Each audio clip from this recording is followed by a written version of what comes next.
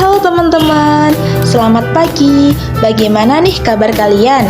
Semoga dimanapun kalian berada dan bagaimanapun kondisi kalian selalu dalam limpahan Tuhan Yang Maha Esa. Nah, sebelumnya ada pepatah nih yang mengatakan bahwa tak kenal maka tak sayang. Oleh karena itu, perkenalkan, nama saya Siti Marfiroh, biasa dipanggil Firoh. Dengan NIM 204230241, saya berasal dari kelas IPMI 4C. Ini saya akan menyampaikan media pembelajaran di MI untuk mata pelajaran Bahasa Indonesia fase C. Sebelum melanjut kepada medianya, marilah kita meringankan hati dulu teman-teman, supaya pembelajaran yang akan kita laksanakan dapat berjalan dengan baik, karena dengan hati yang riang kita akan bisa mendapatkan ilmu yang lebih bermanfaat. Cekidot. Nah teman-teman, di dalam pembelajaran kali ini kita akan mempelajari 3 materi, yaitu yang pertama adalah teks eksplanasi, yang kedua adalah teks laporan, dan yang ketiga atau terakhir adalah teks eksposisi persuasif. Masuk kepada materi pertama, yaitu teks eksplanasi. Apa sih teks eksplanasi itu?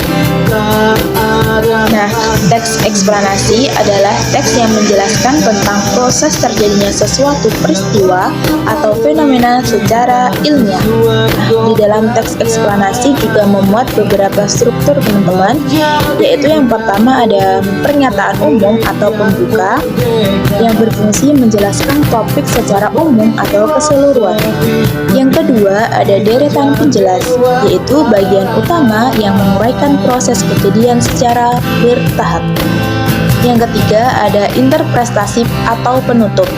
Ini bersifat opsional ya teman-teman, dan di dalam interpretasi atau penutup ini berisi simpulan atau tanggapan penulis terhadap topik yang diangkat dari teks eksplanasinya tersebut. Selanjutnya yaitu ciri kebahasaan teks eksplanasi. Yang pertama ada konjungsi kausalitas, itu adalah konjungsi sebab akibat seperti karena, sehingga, oleh sebab itu. Yang kedua ada konjungsi kronologis atau urutan waktu seperti kemudian, setelah itu, akhirnya. Yang ketiga ada kata kerja pasif seperti dibentuk, dihasilkan. Yang keempat adalah kalimat fakta, bukan opini. Yang kelima atau terakhir adalah kalimat kompleks, yaitu kalimat dengan 2 klausa atau lebih. Kita mengetahui pengertian eksplanasi, struktur teks eksplanasi, dan ciri kebahasaan teks eksplanasi. Selanjutnya adalah langkah-langkah menulis teks eksplanasi, yaitu yang pertama adalah menentukan topik. Topik ini bersifat ilmiah, fenomena alam, sosial, atau budaya yang menarik dan bisa dijelaskan secara logis.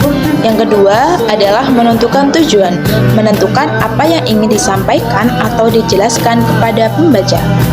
Yang ketiga, mengumpulkan informasi, melakukan riset dari berbagai sumber yang terpercaya untuk mendapatkan data dan penjelasan yang akurat. Yang keempat adalah menyusun kerangka teks. Kerangka ini terdiri dari pernyataan umum, yaitu berisi pengalaman topik atau fenomena. Yang kedua, deretan penjelas yang berisi penyebab, proses, atau akibat dari sebuah fenomena tersebut. Dan yang keempat adalah kesimpulan atau interpretasi.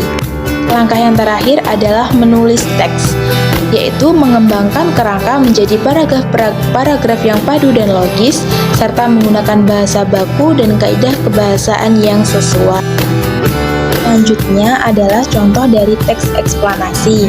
Di sini saya mengangkat judul, yaitu proses terjadinya hujan. Mengapa saya mengangkat judul tersebut? Karena teks eksplanasi itu adalah teks yang dimana menjelaskan tentang fenomena alam, proses terjadinya sesuatu. Nah, di sini kan ada proses terjadinya hujan ya teman-teman. Jadi teks tersebut sudah masuk ke dalam contoh teks eksplanasi yang nantinya contohnya bisa teman-teman baca sendiri di dalam PPT-nya. Oke? Masuk pada materi yang kedua, yaitu teks laporan. Apa sih teks laporan itu? Teks laporan adalah teks yang berisi penjabaran atau informasi faktual tentang suatu objek, peristiwa, atau fenomena yang telah diteliti atau diamati secara sistematis. Nah, sistematis itu adalah apa, teman-teman? Sistematis adalah berurutan. Tujuan utama teks laporan adalah memberikan informasi yang objektif dan dapat dipertanggungjawabkan kepada pembaca. Oleh karena itu, teks laporan itu bersifat faktual dan tidak bisa diberikan opini, ya teman-teman. Harus bersifat logis dan faktual. Struktur teks laporan ada 3 nih, teman-teman. Yang pertama ada pernyataan umum atau klasifikasi umum, menjelaskan secara singkat dan umum tentang objek yang akan dilaporkan seperti nama, jenis, atau pengelompokan. Yang kedua ada deskripsi bagian, yakni menjabarkan bagian-bagian atau aspek khusus objek secara rinci seperti ciri-ciri fisik, perilaku, habitat, fungsi, dan sebagainya. Yang ketiga ada deskripsi manfaat atau penutup. Ini bersifat opsional, yakni berisi informasi tambahan seperti kegunaan, manfaat, atau kesimpulan dari laporan yang telah disampaikan. Nah, ciri kebahasaan teks laporan. Yang pertama ada menggunakan bahasa ilmiah dan baku, menghindari kata-kata emosional, lebih mengutamakan bahasa formal sesuai dengan kaidah bahasa Indonesia. Yang kedua, menggunakan istilah teknis, yakni mengandung kosakata atau istilah yang berkaitan dengan objek yang dilaporkan, misalnya istilah biologi, geografi, dan sebagainya. Yang ketiga adalah menggunakan kata penghubung atau konjungsi seperti dan, tetapi, kemudian, karena untuk menyusun informasi secara runtut. Yang keempat bersifat objektif, tidak membuat opini pribadi, melainkan berdasarkan fakta atau hasil pengamatan. Jadi di dalam teks laporan ini tidak boleh beropini dengan tidak jelas, ya teman-teman. Harus bersifat objektif, fakta, karena kan di dalam teks laporan ini kita melaporkan suatu kejadian atau fenomena yang dialami atau yang dilihat gitu. Yang kelima, menggunakan kata kerja aktif dan pasif untuk menjelaskan proses atau kegiatan yang terjadi. Jadi tidak boleh menggunakan kata kerja yang bukan aktif dan pasif, ya teman-teman. Ciri kebahasaan yang terakhir adalah menggunakan kalimat definisi dan deskripsi banyak, menggunakan kalimat yang menjelaskan pengertian dan ciri-ciri tentang suatu hal. Jadi di dalam teks laporan ini banyak menggunakan definisi, kalimat deskripsi untuk mendeskripsikan kejadiannya, menggunakan kalimat yang menjelaskan pengertian, entah pengertian kejadian apa, pengertian ini, pengertian itu, dan ciri-ciri tentang suatu hal. Suatu hal di sini dalam tanda kutip adalah suatu hal yang dilaporkan, yang akan diserahkan atau yang akan diberikan kepada pembaca. Jadi bersifat objektif dan tidak memuat opini pribadi. Selanjutnya adalah langkah-langkah menulis teks laporan. Yang pertama ada menentukan objek atau peristiwa yang akan dilaporkan.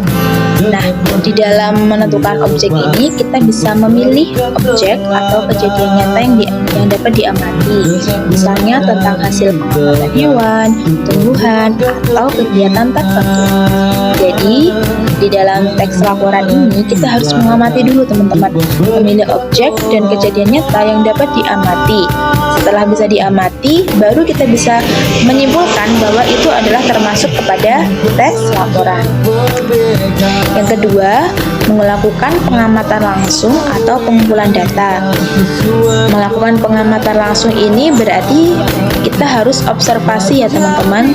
Dalam melakukan teks laporan itu ada observasi dan mencatat semua informasi penting seperti ciri-ciri, bentuk tubuh, perilaku, fungsi, dan lain-lain secara objektif. Yang ketiga adalah menyusun kerangka laporan, membuat garis besar isi laporan yang mencakup tentang judul laporan, pernyataan umum yang berisi klasifikasi dan pengenalan objek. Yang kedua, uraian fakta-fakta, yaitu deskripsi bagian, perilaku, dan lainnya. Yang ketiga, ada penutup yang berisi kesimpulan atau simpulan umum. Penutup ini bersifat opsional, ya teman-teman. Yang keempat ada menulis teks laporan, yakni mengembangkan kerangka menjadi paragraf-paragraf yang menjelaskan secara detail menggunakan bahasa baku, jelas, dan objektif. Yang kelima, merevisi isi laporan, memeriksa kembali struktur, isi, dan kelengkapan informasi, dan memastikan tidak ada opini pribadi dan semua informasi sesuai fakta dan objektif. Yang keenam, menyuting laporan, yakni mengoreksi ejaan, tanda baca, dan tata bahasa agar teks laporan enak dibaca dan sesuai dengan kaidah kebahasaan Indonesia yang baik dan benar. Selanjutnya ada contoh teks laporan. Di sini dengan judul laporan hasil observasi tentang pohon mangga. Teksnya bisa dibaca sendiri ya teman-teman. Di sini juga terdapat pernyataan umum, deskripsi bagian, deskripsi manfaat, dan juga kesimpulan. Materi yang ketiga adalah teks eksposisi persuasif. Apakah yang dimaksud teks eksposisi persuasif itu?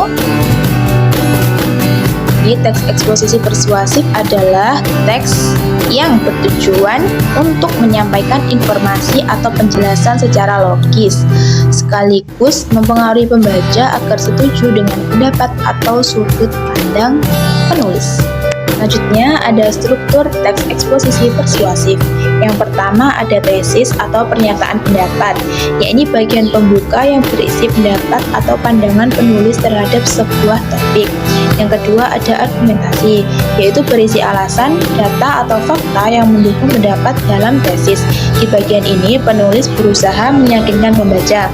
Yang ketiga ada penegasan ulang atau reiteration, yakni merupakan penegasan kembali pendapat penulis yang disampaikan di awal, biasanya seperti ajakan atau simpulan yang bersifat persuasif.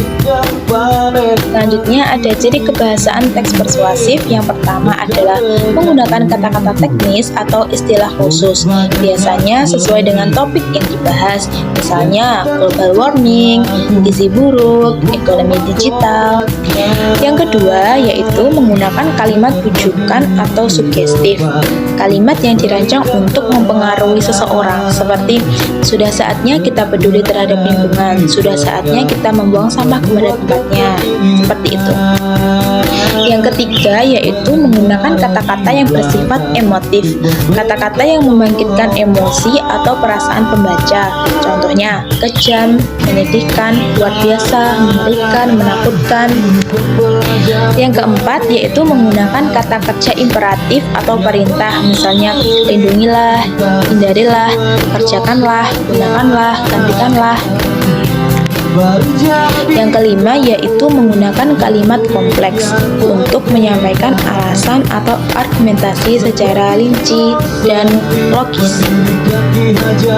Yang terakhir yaitu menggunakan kata-kata ajakan seperti mari, ayo, sebaiknya, hendaknya, jangan, harus, dan lain sebagainya. Selanjutnya adalah langkah-langkah menulis teks eksposisi persuasif. Yang pertama, menentukan topik dan tujuan. Pilih topik yang menarik dan relevan, lalu menentukan tujuan tulisan, yaitu meyakinkan pembaca tentang suatu pendapat atau pandangan dari penulis. Yang kedua, yaitu mengumpulkan data dan fakta. Mencari informasi, data, atau fakta yang mendukung pendapatmu agar argumen lebih kuat dan meyakinkan. Yang ketiga, menyusun kerangka tulisan. Membuat kerangka teks yang terdiri dari 3 bagian utama, yaitu yang pertama adalah tesis atau pendahuluan untuk menyatakan pendapat atau pandangan utama. Yang kedua ada argumen atau isi, yakni menyajikan alasan, bukti, atau fakta yang mendukung pendapat. Yang ketiga ada penegasan ulang atau penutup, mengulang dan menekankan kembali pendapat di akhir tulisan. Yang keempat ada menulis draft text, yaitu mengembangkan kerangka menjadi teks lengkap dengan bahasa yang jelas, logis, dan persuasif. Yang kelima itu sama kayak teks eksplanasi tadi, yaitu mereview struktur kebahasaan dan lain-lain. Selanjutnya adalah contoh teks eksposisi persuasif. Saya mengangkat judul kurangi penggunaan plastik sekarang juga. Nah ini kan kayak kurangi penggunaan plastik sekarang juga ini termasuk ke dalam kayak untuk mempengaruhi gitu loh teman-teman. Dan di sini juga ada tesis, ada argumentasi, ada penegasan ulang yang dimana hal-hal tersebut sudah sesuai dalam teks eksposisi persuasif. Dan untuk teksnya teman-teman bisa baca kembali di dalam PPT-nya. Nah, di penegasan ulangnya ini teman-teman yang harus ditegaskan yaitu mengurangi penggunaan plastik bukanlah hal yang sulit, tetapi dampaknya sangat besar bagi bumi. Mari kita mulai dari diri sendiri demi masa depan yang lebih bersih dan sehat. Sekian presentasi pembelajaran dari media perangkat pembelajaran. Apabila ada kurang lebihnya mohon maaf. Wa akhiran billahi taufiq wal hidayah. Wassalamualaikum warahmatullahi wabarakatuh. Thank you. Semoga ilmu kita bermanfaat. See you.